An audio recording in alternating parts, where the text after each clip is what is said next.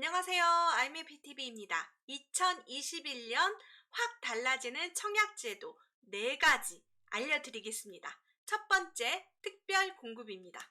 특별공급에는 어떤 게 달라졌을까요?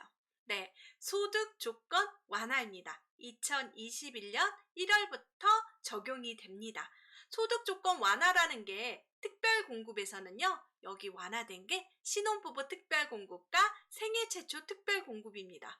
와, 신혼부부 특별공급과 생애 최초 특별공급, 소득 조건, 어떻게 변했냐면요. 160%까지 변했습니다.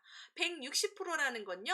3인 이하 888만원, 맞벌이 기준입니다. 888만원 합쳐서 세전, 매월, 월급이 888만원 이하라면 신혼부부 특별공급에 해당이 됩니다. 와, 그전에는 이 정도까지는 안 됐었거든요. 생애 최초 특별공급도 바로 160%까지 적용이 됩니다. 888만원. 와, 민영주택에는 이렇게 되고요. 공공주택은 최대 140%, 신혼부부 특별공급은 777만원, 생애 최초 특별공급은 130% 이하로 722만원까지 소득 조건이 완화됐습니다. 그런데 이 기준은 2019년 도시근로자 가구원수별 월평균 소득인데요. 2020년도 이제 3월 달에 나오거든요. 그러면 이거보다 조금 상향된 금액으로, 소득으로 아마 나올 것 같습니다. 그러니까 여러분 포기하지 마세요. 정말 소득 조건 완화돼서 정말 많은 사람들이 특별공급에 해당이 될 거라고 생각이 듭니다.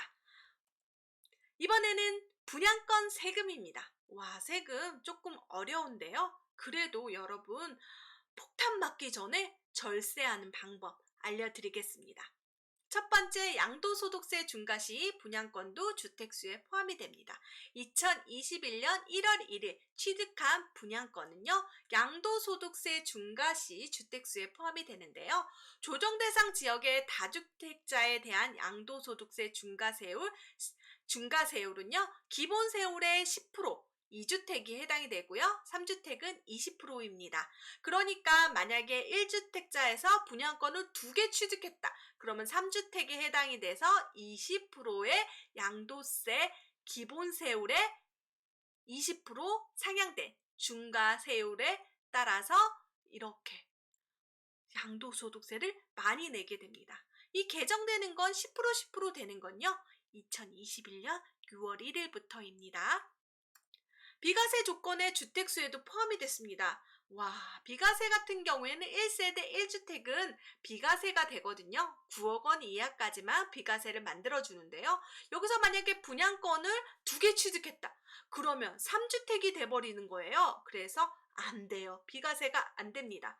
그리고 일시적 2주택에서 만약에 분양권을 취득했다면 비과세 그 매트릭스, 퍼즐이 깨지게 됩니다. 그러니까 비과세를 준비하고 계시는 분은 분양권을 취득할 때 조심해야 됩니다. 그리고 분양권 양도세는 2021년 6월 1일 기준으로 변경됐는데요. 지금은 조정대상 지역은 기간에 상관없이 50%고요. 기타 지역은 기본 세율이었습니다. 하지만 지역에 상관없이 기간으로 나누게 되는데요. 1년 미만은 70%, 1년 이후는 60%로. 와, 양도세율도 껑충 뛰었네요. 여러분, 지금 분양권 같은 경우에는 많이 변경되니까 꼼꼼하게 따져보시고 내가 분양권 상태에서 팔 거다라고 생각하시는 분은 2021년 6월 1일 전에 매도하는 게 좋습니다. 이번에는 세 번째입니다. 사전청약. 여러분, 사전청약에 대해서는 제가 많이 알려드렸는데요. 한번 빠르게 짚고 넘어가 보도록 하겠습니다. 사전청약은 2021년 7월에 시작이 됩니다. 본청약 1, 2년 전에 일부 물량에 대해 미리 청약하는 제도입니다. 신청 자격은 본청약과 동일하고 소득, 자산은 사전청약 시점 기준으로 합니다. 와, 소득! 여러분, 아까 특별공급에서 신혼부부 특별공급과 생애 최초 특별공급의 소득 조건이 완화돼서 여러분, 사전청약에서도 특별공급을 지원할 수 있습니다. 와. 무주택 세대 구성원과 청약통장, 지역 거주 요건이 있어야 되고요. 가장 중요한 건 사전 청약 시점 해당 지역에 거주해야 됩니다.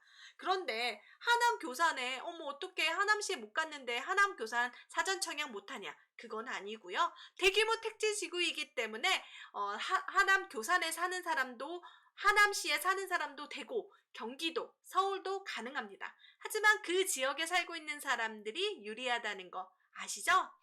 중복 신청입니다. 당첨 시 타 지구 중복 사전 청약이 불가합니다. 재당첨 제한, 사전 청약 당첨 후 다른 본 청약은 가능하고요. 이게 무슨 소리예요? 사전 청약에 당첨되고 사전 청약에 다시 당첨될 수 없다. 사전 청약에 당첨되고 본 청약은 가능하다. 그렇게 생각하시면 되겠습니다. 2021년 7월 인천 계양 노량진역 인근 군부지, 남양주 진접, 하남 복정, 의왕 청계 위례 시작합니다. 2021년 7월 이때도 아마 입주자 모집 공고가 나올 텐데 제가 꼼꼼하게 체크해 드리겠습니다. I'm Happy TV 구독, 좋아요, 알림 설정 꼭 해두세요. 사전청약 위치입니다. 여러분, 사전청약이 어디서 시작되는지 그 위치를 보고 자기 지역, 인근 지역이라든지 아니면 관심 있는 지역의 위치를 꼼꼼하게 체크해 보세요. 그리고 사전청약 물량입니다. 와, 제일 많은 곳은 남양주 왕숙입니다. 고양, 창릉, 하남, 교산. 여기는 사전청약 물량은 2021년, 2022년, 2023년까지 물량입니다.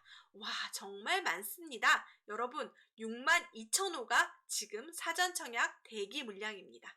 사전청약의 추천지입니다. 서울 노량진, 남태령, 용산 정비창입니다. 하남 교산 당연히 좋고요. 성남 복정 1, 2지구, 신촌 낙생 금토지구, 성남에 5개 지구가 있습니다. 그리고 안양 인덕원은요, 제가 봤는데요, 인덕원 초역세권에 있습니다. 인덕원역은 트리플 역세권으로 4호선, 인동선, 월곡 판교선 이렇게 지나가게 되거든요. 그러니까 꼭 놓치지 마시고요. 요런 데는 별표해 놔야 됩니다. 마지막입니다. 분양가 상한제 거주 의무. 분양가 상한제 지역은요, 지금 공공택지, 그러니까 우리가 생각할 때 대규모 택지 지구는 분양가 상한제입니다. 그리고 민간택지의 분양가 상한제 지역은 서울, 광명, 하남, 과천 이렇게 지정이 됐는데요.